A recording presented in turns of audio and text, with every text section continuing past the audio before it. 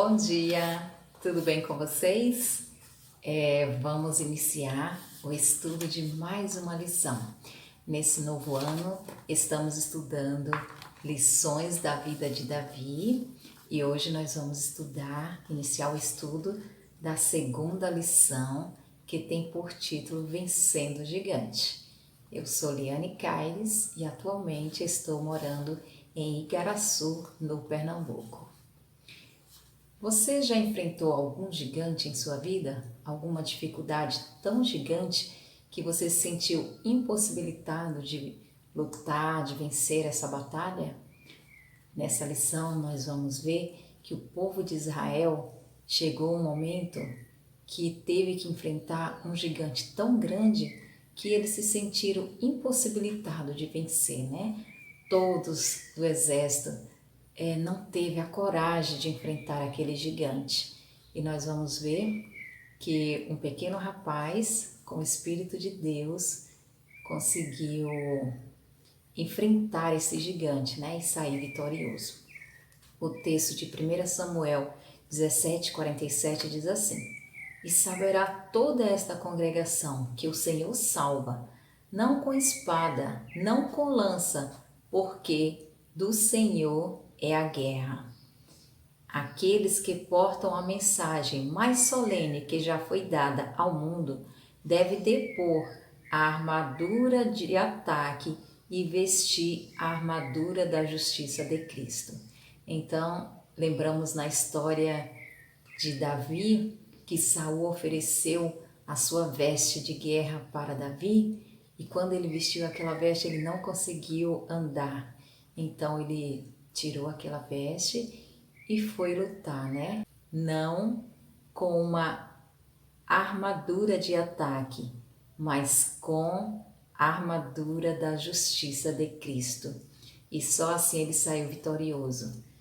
Sua vitória é dita até hoje que o Senhor estava com ele e por isso ele venceu aquele gigante. O primeiro tópico da nossa lição nos diz assim: aprendendo a confiar mais profundamente.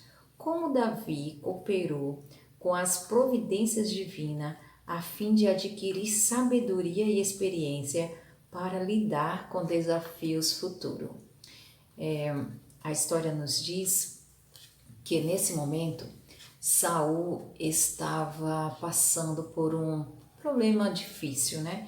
É dito que o Espírito do Senhor se retirou de Saul e o assombrava um espírito mau da parte do Senhor. Ele estava ali conturbado.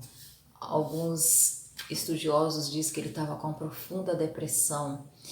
Também o Espírito do Senhor havia retirado dele, ele não se sentia bem e estava muito conturbado.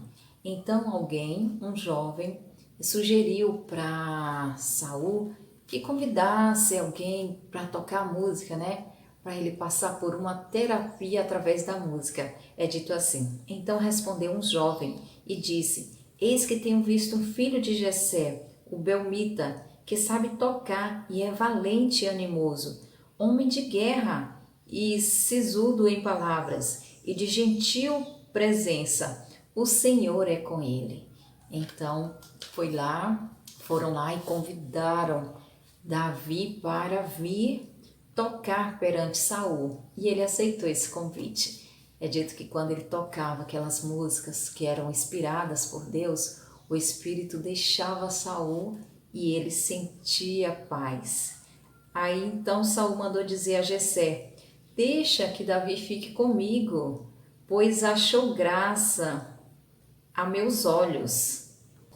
Jessé permitiu, né? O pai dele permitiu, e ele ficou ali perante Saul. Sempre que o espírito atormentava, ele tocava e o espírito mau o deixava. Como habilidoso arpista, Davi foi levado pela providência de Deus à presença do rei. O jovem pastor foi contratado para tocar diante do monarca de Israel, para, se possível, afastar a sombria depressão que, como uma nuvem negra, havia se apoderado da mente de Saul. Davi crescia no favor de Deus e dos homens. Ele tinha sido instruído no caminho do Senhor e agora entregou o coração para cumprir a vontade de Deus mais amplamente do que nunca. Essa estada de Davi com Saul o preparou, né, para sua futura missão, que seria de ser rei em Israel.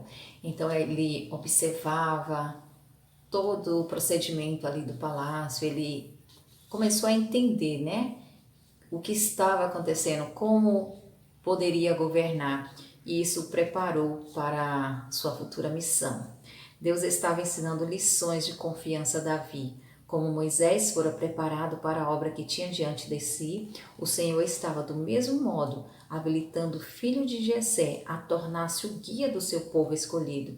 No vigilante cuidado dos rebanhos, Davi estava adquirindo uma apreciação dos cuidados que o grande pastor tem pelas ovelhas do seu aprisco. Então, mais um aprendizado, né? Cuidando das suas ovelhinhas, ele aprendeu como lidar com as ovelhas de Cristo.